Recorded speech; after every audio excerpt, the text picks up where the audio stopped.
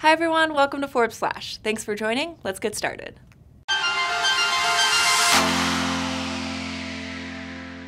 Last week, we announced the world's highest paid YouTube stars of 2017, with Dan TDM at the top, with $16.5 million in earnings just over the past year. But what stuck out to many of you was another name on the list, Ryan. The 6-year-old toy reviewer made $11 million last year, and he's still in elementary school.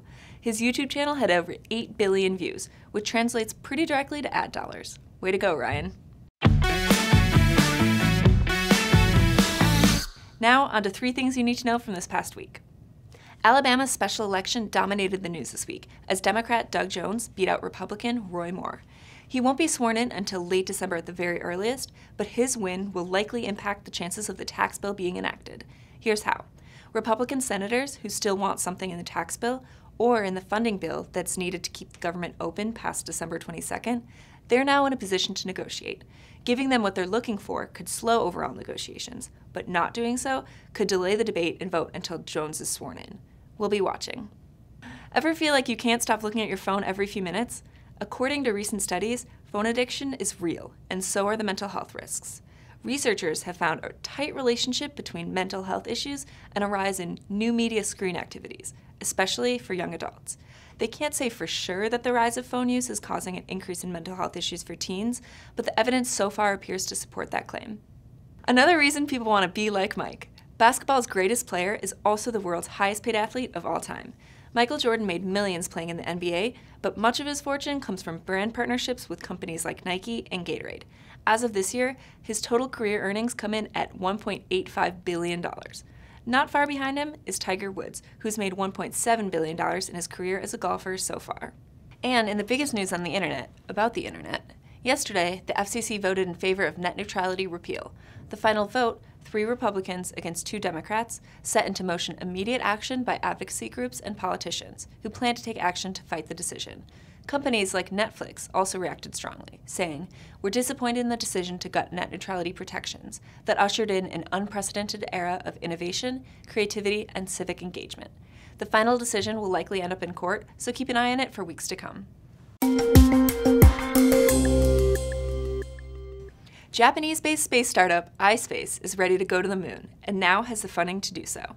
This week, the startup announced a $90.2 million Series A round, with investors such as Suzuki Motor and Japan Airlines. The money will be used to develop the company's technology, a modular lunar lander that they hope to use to establish lunar exploration missions. Their first mission is targeted for 2019. Eventually, the company envisions a future where 1,000 people live on the moon. Joining us now is Forbes staff writer Maggie McGrath to discuss our Just 100 ranking, the list of America's best corporate citizens.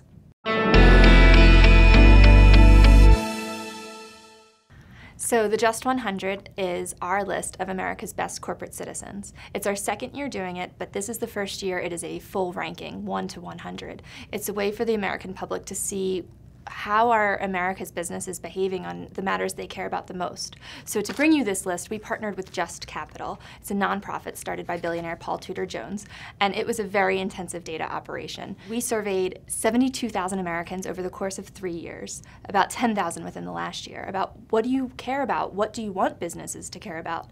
Overwhelmingly, what they told us was worker issues, fair pay, fair treatment, living wage, and job creation too. So together all of those issues accounted for about 33% of what they told us. So as we ranked companies, worker treatment and job creation accounted for the heaviest weighting. But we also care about how are they interacting with communities? How do businesses impact the environment? Are their products good? How do they interact with their customers? And of course, how do they treat their shareholders? But that was actually the lightest weighting. Our surveys told us that 69% of Americans feel that businesses' #1 priority is their shareholders, and 9% of Americans say the same thing about employees. So the American public really thinks that companies are not considering their employees and are only thinking about Wall Street and only thinking about their investors. And what our research shows is that actually the businesses and corporations that do focus on their employees have a better return in the market. So if you're an investor, you should want your portfolio companies to be spending money on salaries and benefits, because over the course of time, you can get anywhere from 2.5% to 4% more per year in return from those companies. And then there's the bottom 10% where there are some energy companies that have some poor environmental scores, or some retail companies where it's just, hourly wages that aren't benefiting their employees in the same way the companies at the top of the list are benefiting their employees. But basically what we're seeing in the Just 100 is the companies at the top of the list, which is Intel, Texas Instruments, NVIDIA, Microsoft, and IBM. They are competing for talent, and it's such an intense competition that they have no choice but to provide fair pay, yes, but crazy benefits. At NVIDIA, who ranked #1 in employee treatment, so we have the 7 categories and we have the overall list, but within the 7 categories there are winners, and NVIDIA, the semiconductor company, they are #1 in worker treatment. And we got off the phone with them and we're like, oh damn, we should have majored in computer science, and we're in the wrong industry, because they offer things like $30,000 a year in student loan repayment. It's $6,000 per year to a max of 30. They have 22 paid weeks of leave for birth mothers. They have reimbursement up to a certain dollar amount for in vitro fertilization and adoption costs.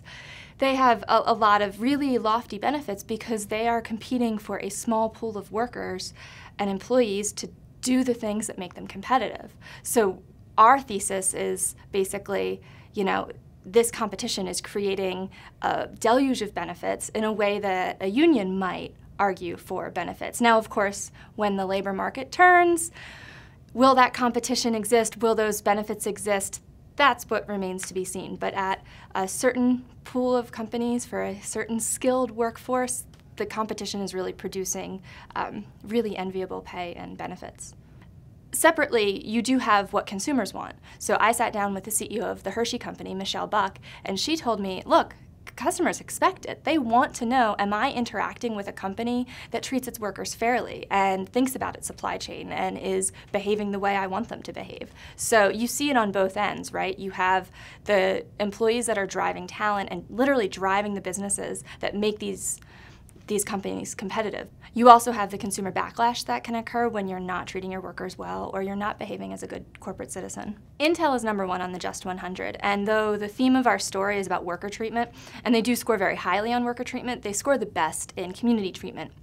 They have a huge emphasis on donating time and money to the surrounding communities in which Intel operates, which there are many because it is a global company. One of the most interesting things to me is they help connect their retirees with nonprofits like the Boys and Girls Club of America. So you take these brilliant minds that have been at Intel for years and put them in nonprofits for their second act. So I think that's kind of cool. But they really need to keep the employees that they want. They need to keep the talent that drives their business forward. So they recently instituted something called the Warm Line. Basically, if someone is unhappy at their job, unhappy with their manager, unhappy with their compensation structure, feeling like they're not fitting in, they can call the Warm Line, and there are 5 full-time workers at the Warm Line and then another 5 who kind of come in on a case-by-case basis, and they will work with you to address your issue. And we heard about one millennial employee who felt like he didn't fit in, and the Warm Line connected him with almost like a group of friends to similar interests. And if you're in one team in a legacy business at Intel and you want to learn a new skill, you could reach out to the Warm Line, and based on what they told us, they'll help you get set up with perhaps skills training or a way to transfer teams and become happier at work and keep the talent that they want to keep. I think the broader political environment has played a huge role this year in how companies shape their message and how they interact with consumers. I think CEOs and communications offices around the country are thinking carefully about what language to use and how should we take a stance on certain issues. But beyond that, I think as millennials have come into buying power, there's been a broader, almost non-political focus on just how do we be good.